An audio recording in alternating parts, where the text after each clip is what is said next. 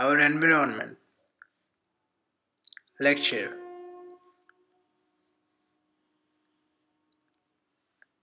So, coming to the introductory part, in this particular lecture, we will be dealing with the environment, the factors affecting the environment, the importance of environment, our relationship with the environment, and the trophic levels of life. So, the environment, right? Now, let's start with the environment, okay?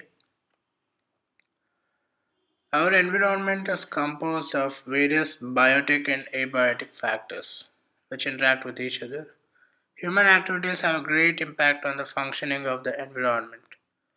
The waste generated by various human activities may be biodegradable or non biodegradable. The enzymes present in the body of the decomposers are capable of breaking down the biodegradable substances.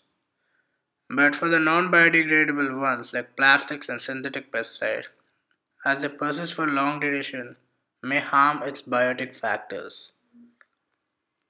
So here I have discussed very new terms. So let me define them for you. So what is the environment? So an environment is a surrounding or the condition in which a person, animal or a plant lives or operates. Biodegradable substances are those that are broken down by biological processes, and non-biodegradable substances are those substances that are not broken down by biological processes.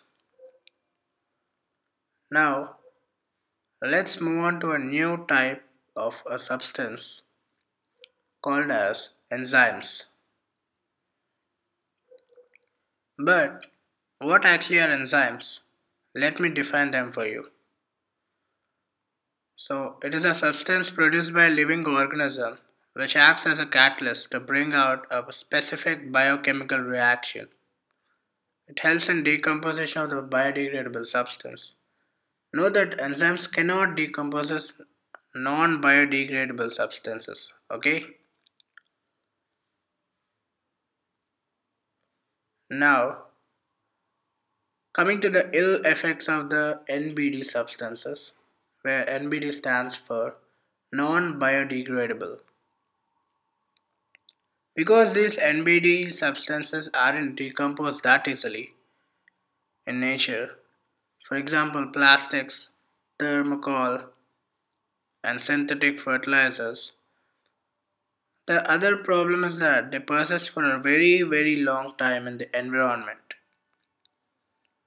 So, this is obviously another huge drawback of these substances. They, in fact, on being subjected to environmental changes, may be hazardous, right? For example, plastics, when heated, they release very poisonous gases. Fertilizers, which are very harmful for the agricultural development, etc. So, for a further understanding, let me show you some pictures of how the non biodegradable substances are hazardous. So, given below are four ugly pictures which obviously show you how harmful these NBD substances are.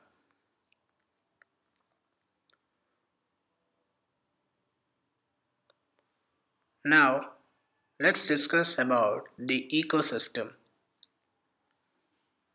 Coming to the definition, it is a unit formed by all the interacting organisms in an area together with their physical environment. So, in an ecosystem, the abiotic and biotic factors interact to form a stable unit. Now, what are the biotic and abiotic factors? So, coming to the definition again, let me define what are biotic factors and what are abiotic factors. So, definitions. So the definition of biotic factor would be the living component of the environment such as a plant, animal, etc. which interact with each other as well as the abiotic factors of the ecosystem. The abiotic factors are non-living components of the environment such as water, temperature, soil, etc. that influence the composition and the growth of an ecosystem. Fine. So coming back to our topic of the ecosystem, under this following heading, I would say that the size of the ecosystem ranges in size from a small pond or a backyard garden to a large entire rainforest. An ecosystem may be natural or it may be artificial, right? So the biotic factors may be classified as the producer, the consumer, and the decomposer. Note that this classification of producer, consumer, and decomposers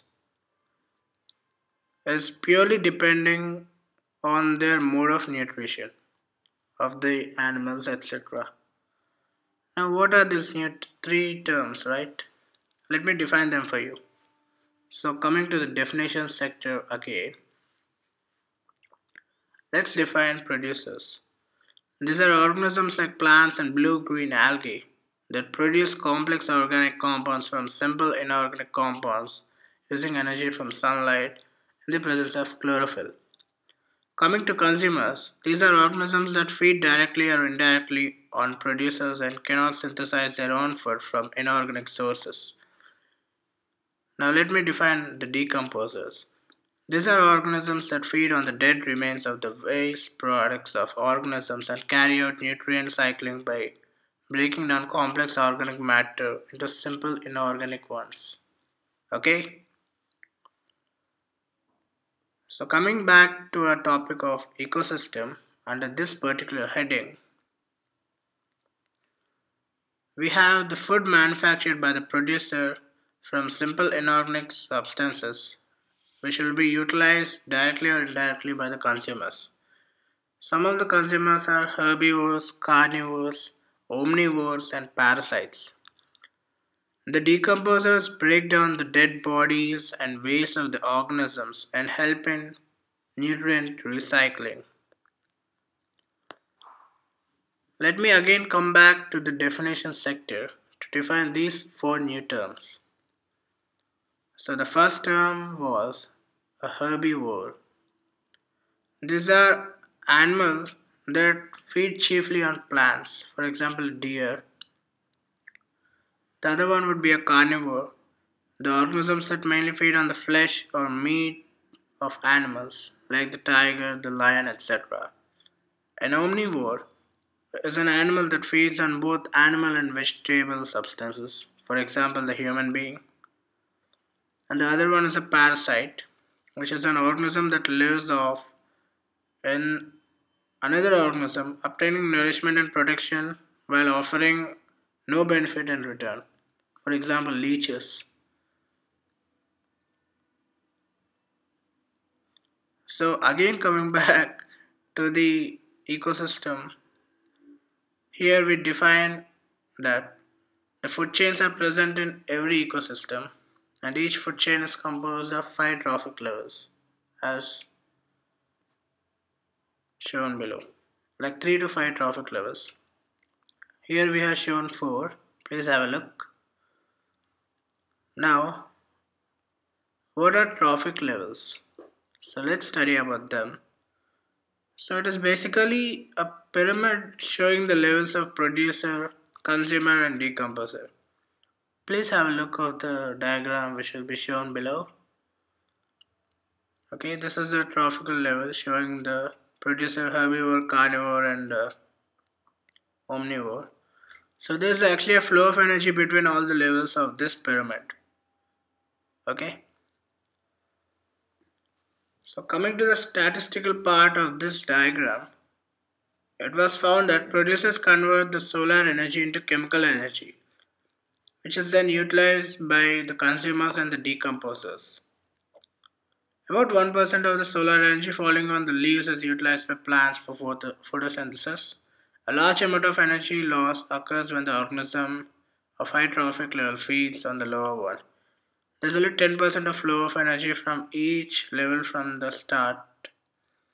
Due to this energy loss, only 4 to 5 trophic levels are present in the food chain and not more than that. Okay, so let's learn about a food chain. A food chain is a schematic representation of the interdependence of various animals, plants, and nature on each other, as shown in this particular diagram. Similarly, we have another chart showing the dependence on the nature by the animals and birds, etc. Now, let's define something called as a food web. So, the food web.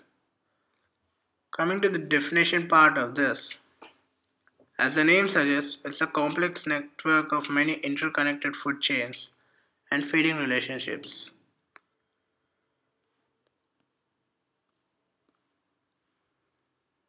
Okay, so here I have a particular food web for an illustrative purpose. Please have a look.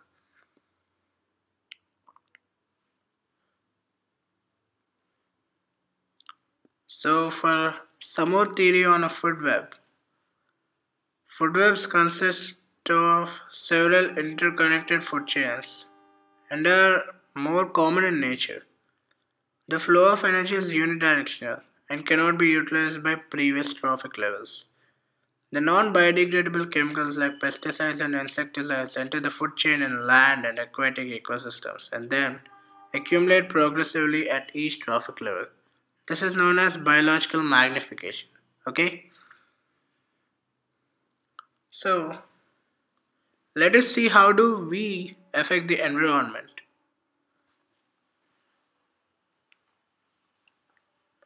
Okay? There are some prominent phenomena occurring to say it loud that we ourselves affect our own environment. Of them, the most prominent ones are the ozone layer depletion and the garbage mismanagement. These are the two topics which we will be discussing in this particular lecture. There are actually many more, but we are basically stressing on these two only. So let's start with the ozone layer depletion. Ozone O3 is a molecule formed by three atoms of oxygen. While oxygen, which is normally referred to as oxygen only, it is essential for all aerobic forms of life. Ozone is deadly poisonous. Note that ozone is very poisonous.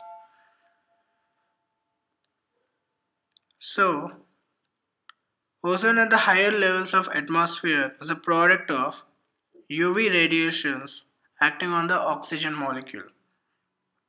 So the higher energy UV radiation split apart some of the molecular oxygen into free oxygen atoms. These atoms recombine with the molecular oxygen to form ozone. Okay.